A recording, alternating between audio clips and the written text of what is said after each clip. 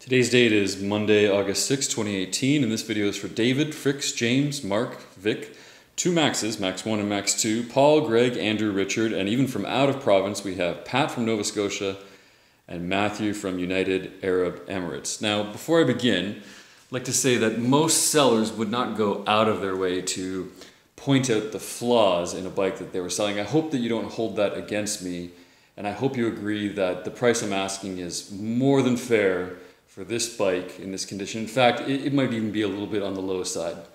So let's get started. Here she is, Ducati 996. It's a 2001 bi-postal, which means two-seater. The first flaw that I'm going to point out is, and this is actually pretty common, if you look on eBay, you'll see that a lot of the rear seats that are for sale will have this. There is a little bit of a scratch or a crack here, probably because somebody sat on this seat. This seat can't hold a lot of weight. I don't know who would ever want to ride pylon on the back of a Ducati 996 anyways. It's really a track bike at its heart, right? You can see that one of the non-stock things about the bike is the clutch. The clutch has an open basket. Dry clutches in general are very noisy, and when you have an open basket for cooling like this, it's extremely noisy. Some people love the sound, some people hate the sound. It's all about personal choice, I guess. If we go over here to the 996 logo, this occurred recently in warm weather. It's not really a scratch, I'd call it a stretch mark. The paint, yeah, I don't even know if you can even see it on the video here. There is a little bit of a line here in the paint. The paint on these panels is really thick. They really piled it on when they made it back at the factory. Now, as I've said to some of you, the previous owner of the bike did low-side it on the left-hand side early in its life. It was fully repaired, brought back up to like new condition. The mirrors are painted red, which I actually like, but this is not the original color. The stock color is black. If you come around here, the stabilizer is going to prevent me from doing it, but I put a scratch on the underside. That was my fault, putting it away for the winter. You don't see it from the top at all. It's only if you get down on the ground and look upwards do you see that there's a scratch on the underside of the mirror here. The clutch lever and the brake lever on the other side are not original. These are aftermarket. In the cockpit here, you can see that the bike originally started life as an American bike. When it was brought to Canada, the gauge cluster was swapped out for one that's in kilometers. But you can see that it only shows 2,932 kilometers on the dial. You have to add 13 to that to get the actual number of kilometers that the bike has traveled.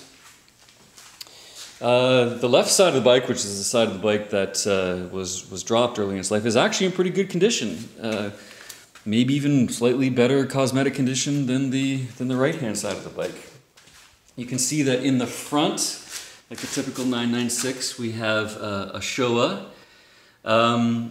If you bought the more expensive S model, it did come with Öhlins in front, but I've had a number of people, including mechanics, say that the Showa is the better fork for street riding because it's software. Now, this does have the more expensive Öhlins in the rear. Now the bike is really adjustable. It is at the end of the day a track bike.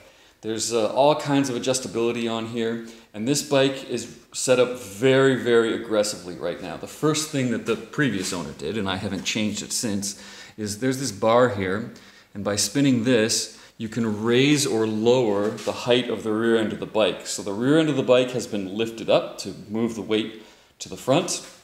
The other thing that's adjustable is there's a mechanism here where you can adjust the caster angle of the bike. Now the caster angle is how much the angle, I'm ruining this, the angle of the forks meet the ground on the road. Now if it's like a chopper and there's an extreme angle, it's a very soft ride, will travel in a straight line very easily, but very slow steering. This has the opposite. It's been adjusted so that there's very little caster angle. It's very upright compared to a lot of bikes, and that makes the bike very flickable. You can go from side to side. Now, again, this is all adjustable. You can also see that in the front here, it's been lowered quite a bit. You can move this up or down and adjust the front height. So right now it's a very aggressive setup. When you're sitting on the bike, a lot of your weight is forward. There's a lot of weight on your wrists, but the bike steers, which is not something that can always be said for every Ducati. Obviously, I missed it earlier, but obviously the windscreen is not the original. The original windscreen that came with these things was very, very small, provided almost no protection. So I don't think I've ever seen a Ducati 996 that hasn't had the windscreen upgraded with something a little taller to block the wind a little bit. The rear end is pretty stock. New tires on this last year. You can tell I haven't ridden the bike very much. It's still got the plastic. Also, that's quite the chicken strip right there. You can tell I haven't been very aggressive, riding the bike very aggressively since I put the new tires on last year. I think what I'll do now is I'm going to stop the camera and I'll take the time to remove the fairing so that you can see the underside. Now what's awesome about these bikes is that they use Zeus fasteners. So you can just twist this and pop this out, take a number of these off, and you can get right at the bike. So I'll be back in a sec. 2 minutes later, fairings are off, and the first thing that we can see is that the heavy lead-acid battery has been replaced with a lightweight lithium-ion unit, so that saves a couple of pounds. Down here we have the engine block and the oil sight gauge. Not terribly interesting to look at. The radiator. If we come around to the other side, we can start to see some of the remnants of that low side. So you can see that the radiator has a little bit of a dent there. It's been like that for a decade and a half and continues to work great. The bike does not overheat, so if it still continues to work, why replace it? You can see a teeny little bit of a scuff here, a little bit of a scuff there. That's what's left over. The side stand, the kickstand, these bikes have a really extreme lean angle when you use the kickstand. I've seen what some other guys have done is they've used a welder to add some material in here so that the kickstand doesn't go all the way forward. It will end up sitting in a position like that. When I park in public places, I bring along a little extra wood pad or plastic pad just to put that under there and make sure it doesn't sink into the ground or lean over too far. And of course at home, I immediately put it right back on the pit stand. The engine on this bike does use rubber timing belts. Just like any car or bike that uses rubber timing belts, if they break while the engine is running, the engine is toast.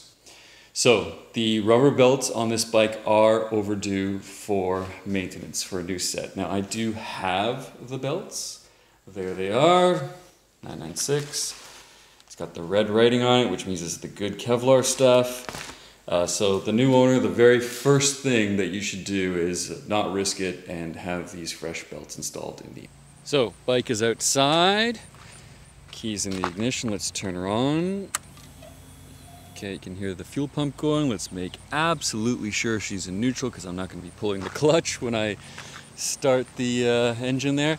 Now, on these bikes, they have, to get her started, and this is a cold start, it's been sitting overnight. To get her started, they have this little button here that you can press, and you press it and really all it does is it induces a teeny little bit of throttle, which you can then turn off. To be honest, I don't use the button very much. I find that I can just usually start it and it'll do a nice lazy little lope when it gets going.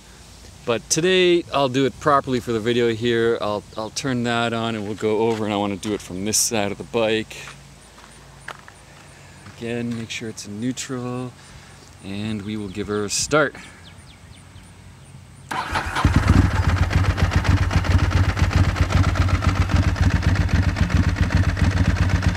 After a few seconds we can roll off.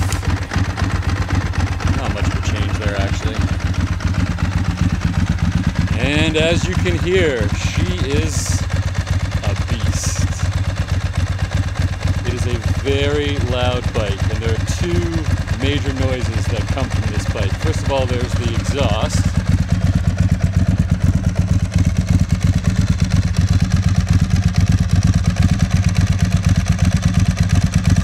And the second major noise that you're going to get is from the clutch.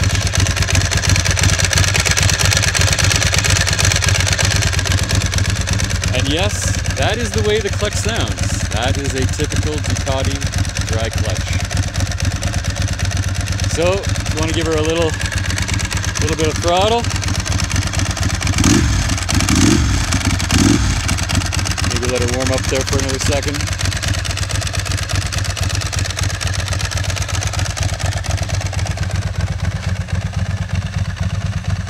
There's the low beam.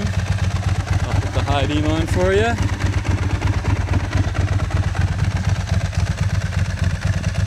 Twin beams for high beam. All the lights are working.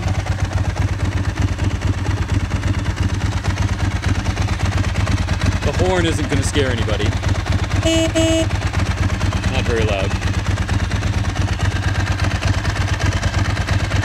Let me just focus in here on this.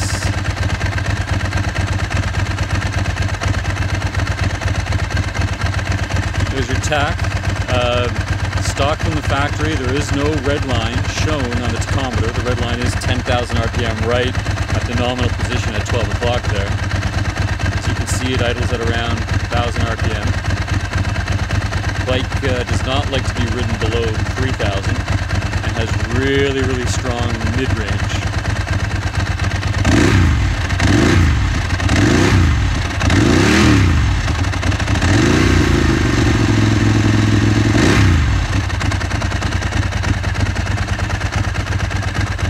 That's it. And maybe now I'll go get the gear on and we'll go for a ride.